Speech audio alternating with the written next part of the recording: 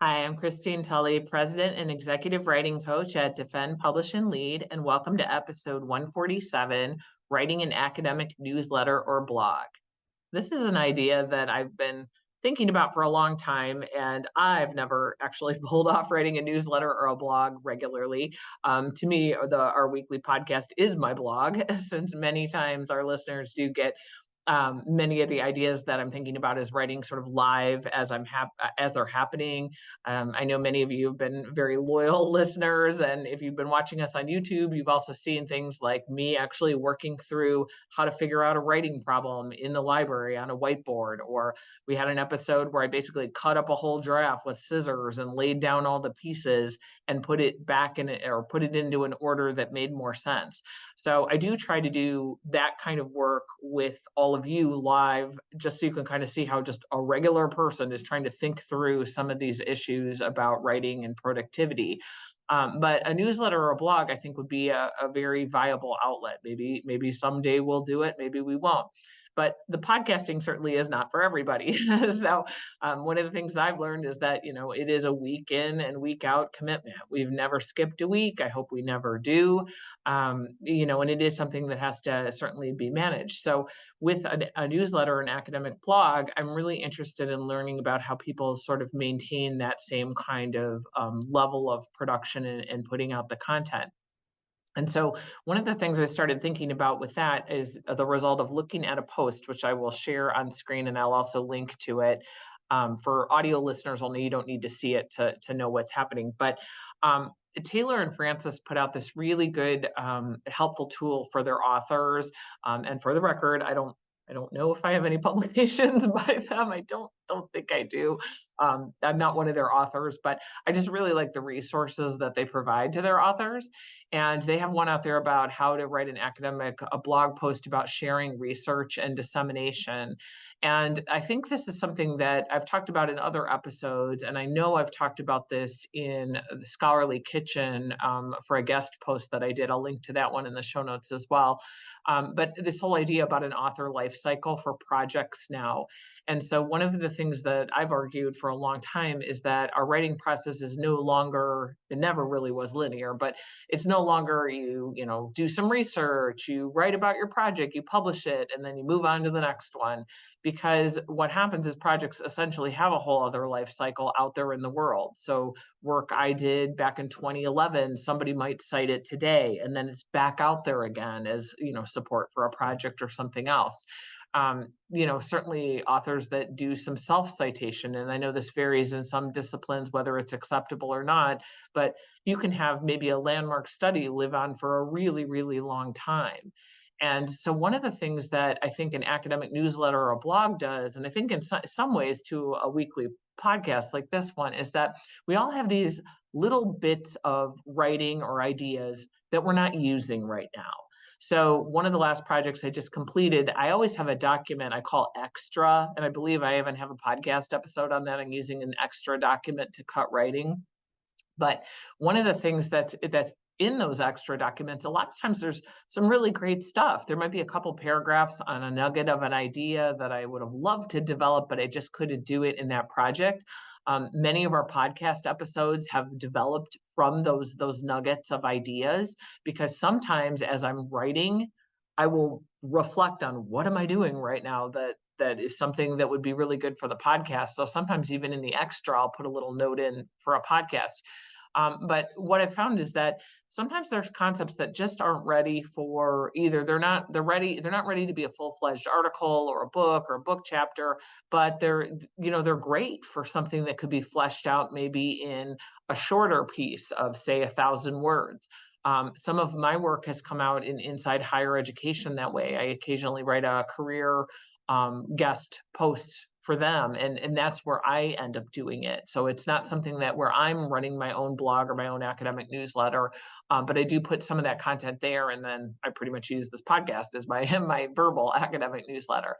But why I'm also thinking about this is in this guideline is that Taylor and Francis has been maybe one of the first at least publisher websites I've seen where they actually talk about how to write one of these things, not just the benefits. So they certainly have the benefits on there. They have some links to them. But they do have, some, I would argue, some very general feedback about how to structure posts. But then they have a list of how to actually write an academic blog post, and then they provide some top tips. So, picking the right platform. So we know, you want to pick the right medium for a project. If I'm doing a multimodal article in writing studies, I'm not going to put that content in a print journal. I'm going to pick a journal that's digital, so I'm able to do those things. Knowing an audience and who wants to read this newsletter. I know there's been a couple of times I've been subscribed to academic newsletters, sometimes without my knowledge, sometimes by registering for a conference, and then somehow I get on some list. But I never read those newsletters. I set them to junk and they go somewhere. So there's no audience for whoever it is sending that to me. So I think I like the idea that they focus on the actual writing of these newsletters and thinking about if you're going to do it, what's the intentionality? One of the things that I don't think, one of the things I didn't see in here, and this is something that I think Defend, Publish, and Lead can help with, is that I don't think it's just about making a newsletter and having some good content. Many of us are writers, many of us can do this. PhD students, especially, one of the things I've found with working with our dissertation clients is a lot of times they have such great fragments of pieces of their research that just can't fit in that narrow genre of a dissertation. But, they could write a newsletter for a whole year to publicize things about their research. And many of them do, because this is a way to get some visibility for the work that they're doing as a newer scholar. But the one thing that I don't see in here is really, again, about finding the time, one, to do this, because if you're going to do a blog or an academic blog post, you can do a one-time only post. For me, that's how I view using Inside Higher Education. I mean, certainly, that's an online higher education news forum. So it's not, to me, it's not a newsletter genre per se, but the idea is the same. So I'm able to put in a post kind of when I want to and around the time when I'm able to do it.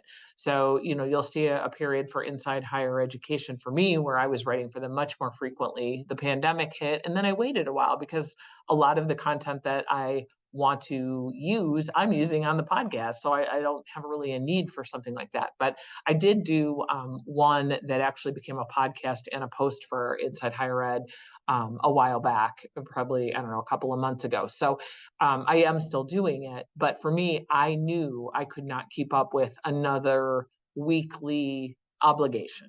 So, because that, for me, that is what it is. I mean, we have, for Defend, Publish, and Lead, we have a commitment to putting out a podcast every single week. We are going to put one out every single week.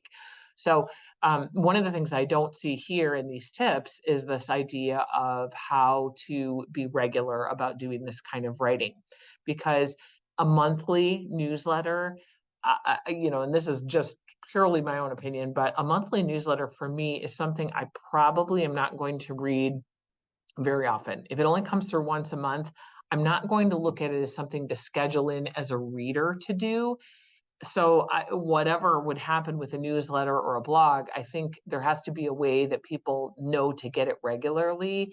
And a lot of academic life does run on the week. So I know I get a slew of newsletters on Monday. And this is one of the reasons why we don't release podcasts on Monday, because everybody, when they, start work Monday, are deluged with like, oh, here's all the new things for the week and all that. So we don't release at that time. But this is something that I think has to be part of the academic writing process for doing a newsletter or a blog.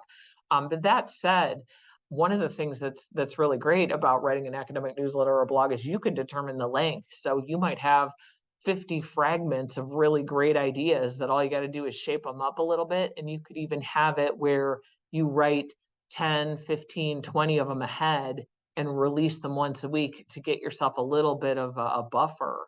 So that's sometimes the way that this podcast will work. I mean, there's sometimes where I will record one episode a week and, I'm 3 or 4 weeks ahead. Sometimes I'm 8 or 9 weeks ahead and I do a whole bunch in a batch, but it is something that has to be scheduled. So that would be something else I'd add to the top tips here. But I think the ones that are shared here are excellent for looking at a way to do this. If you're thinking about doing it, there's certainly a lot of benefits.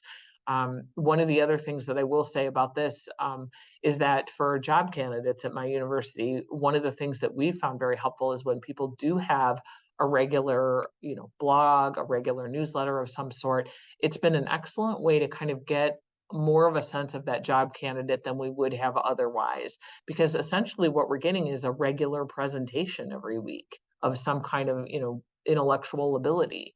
So I think that this is a really good thing for someone on the job market.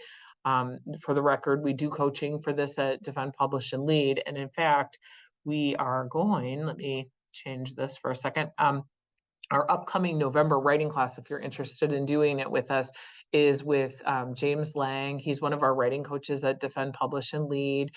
He does a lot of advising on book projects. He's published many, many books. But his November workshop is going to be about how he just started doing a newsletter and a blog. So surprisingly, he didn't have one before. He has a website, which is what I'm showing on screen at the moment. But that workshop will be Tuesday, November 14th. So if you want to join us and Jim to find out how he did this newsletter, he will talk about how he actually figures out, what he's going to write about, how he maintains writing about it every single week. He is busy. He does a lot of speaking engagements. He's doing a visiting gig at Notre Dame, at University of Notre Dame. So he's got a lot going on. But one of the things that I think is really helpful with this particular thing is that he's also using Substack. So even if you're not planning to use that as your platform, it is a platform that has gained increasing popularity over a lot of other forums like old, ways to do blogs and stuff like that. So I know for me, I'm interested in Substack for lots of reasons, not just for an academic newsletter, but for something I might use with a class. So if you want to join us on November 14th, I know seats will go pretty fast for that, but he's going to do that for our November writing class, and I will put a link in the show notes to that one. Finally, I just want to say, with thinking about this, is that if you're a busy academic, let's say you're driving along, listening to the podcast, and you just think, I cannot add another thing. I am not keeping up with the projects I have now. I'm not, I'm drowning in all this other stuff that is happening, my personal life, my, family life, whatever it is. I just want to say this, is that sometimes writing or doing a small project can give that boost of motivation. And so maybe you're not going to do a newsletter, but you're going to do a guest post for someplace. So Inside Higher Ed's one, there's certainly lots of other places that will take them. There might be one in your discipline. There might be an opinion area in one of your journals, but I don't think throwing out the idea of just saying I'm too busy, I can't do something like that is maybe the way to look at this. I don't think this has to be either or, like you're doing a weekly newsletter or you're not.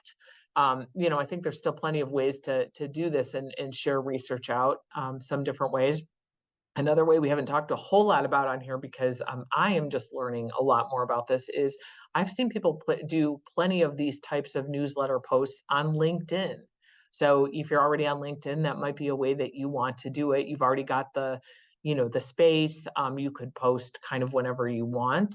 I will say this, we are growing on LinkedIn because that's where we moved as we kind of navigate whatever it is we're going to do about X/Twitter. We're still on that forum as well at the moment.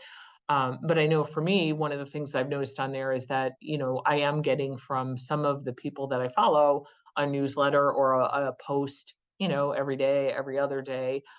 This could be a forum that maybe you want to do one every 2 weeks or commit to doing one post a month on LinkedIn. I think that's certainly realistic. And that might be a way just to get out some of this other content you have while also having some low stakes success with writing.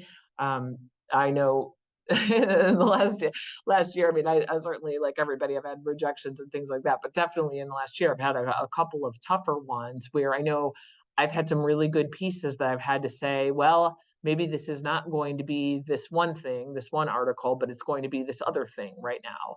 And that's okay. It's a way to use all the pieces of some of the projects that you're working on. So if you're interested in the idea, or at least a little bit intrigued in seeing if this something might be for you, I encourage you to join us on November 14th, and I'll put the link in the show notes.